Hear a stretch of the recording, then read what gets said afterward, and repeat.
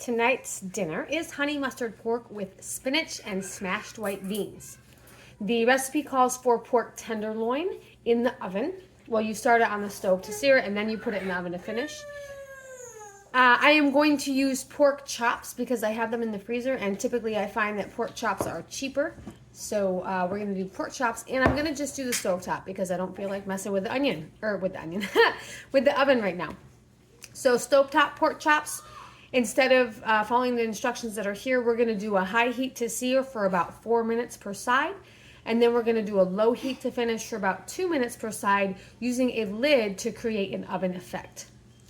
So this recipe tonight, honey mustard pork with spinach and smashed beans, has 3 different parts.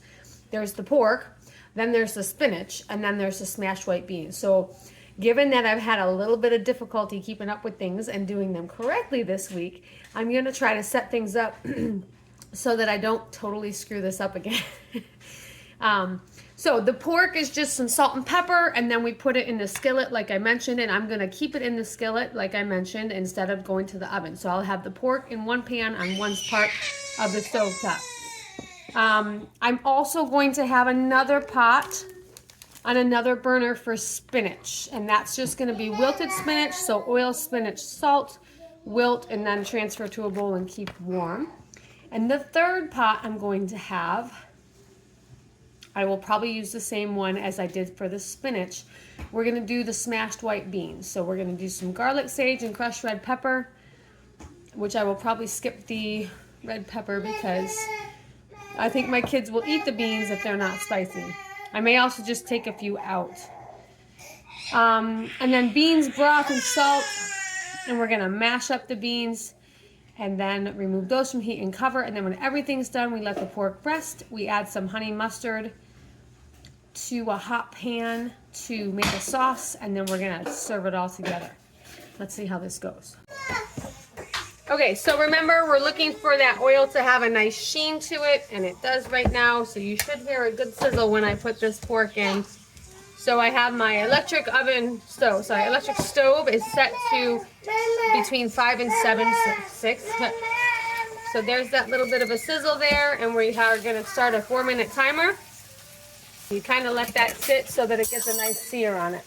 Okay, so we're just about done with our first 4 minutes timer here, and you can hear a nice sizzle. I don't know if you can see the oil kind of spitting off of that, and you can see that there's a sear coming up the edge. So I'm going to go ahead and flip this. It's a nice looking sear.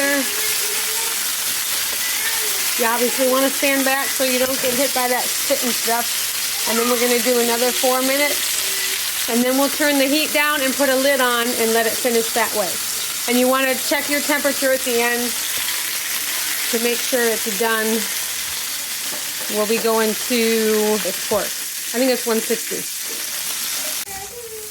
All right, so here we are at the end of our second timer for 4 minutes. So I'm going to flip these back over one more time here, and I'm going to put the lid on. I've turned the heat down, and then we're going to let them sit here under the lid. We're going to let them sit here under the lid for about 2 minutes, and then I'll flip them, and then I'll just keep doing that again and again until they reach the proper temperature. Okay, we got a sizzly pan there. We're putting in our spinach. Now, this recipe is only calling for spinach and salt. However, my husband has taught me that when you're doing wilted spinach, a little tiny splash of vinegar or acid goes a long way to making it a little bit nicer. So he likes apple cider vinegar, so I'm just going to do a little splash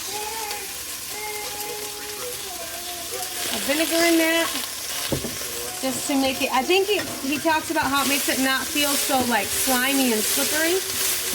Oops, my 2-minute timer went off. I'm using this pan because I'm going to do the white beans in it. Normally I would use more like a frying pan than a big deep pan like that. Okay, so my spinach is done. I tossed it into my bowl that I had ready so that I could have it there. And then I've just sometimes with these bowls, I just toss a plate on top for a cover. And then next we're going to go ahead and do the white beans. Okay, part of why I use this pan is because I can use a metal spoon in it without a problem because it's not a non-stick pan, it's a stainless steel pan. Alright, so I was supposed to have this already. I have kids falling and crying, and we're going to just power through here.